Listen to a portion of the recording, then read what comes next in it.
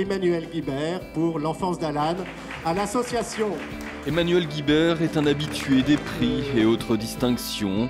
Mais quand c'est son travail sur Alan Cope qui est mis en avant, l'auteur est particulièrement touché. Car la retranscription des mémoires de ce soldat américain de la Seconde Guerre mondiale qu'il a bien connu a pour lui une importance toute particulière, avec déjà 4 albums édités.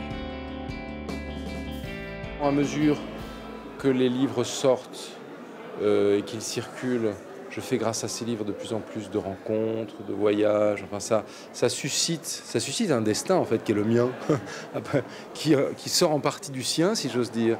Et du coup, un des cadeaux qu'il me fait, c'est vraiment une existence assez romanesque qui consiste en voyage, en rencontres, et puis en un travail qui est constamment intéressant parce que même si morphologiquement il évolue en restant relativement proche de ce que j'avais décidé au début, j'essaye de varier quand même les supports, les techniques, de manière à obtenir des choses qui pour moi sont des défis, sont distrayantes, et puis raconter toujours plus finement, en essayant d'être toujours plus proche des émotions qu'a suscité son récit en moi.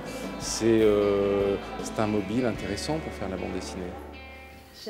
Alors, quand Emmanuel Guibert a été nommé chevalier des arts et des lettres lors du festival d'Angoulême 2013, le soldat Alan Cope était évidemment à ses côtés.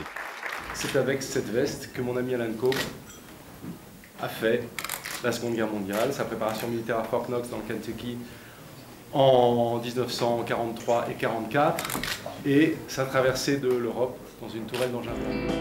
Après la guerre d'Alan 1, 2 et 3, et après l'enfance d'Alan, Emmanuel Guibert sortira bientôt un roman graphique sur l'adolescence de ce personnage qui a définitivement changé sa vie d'auteur.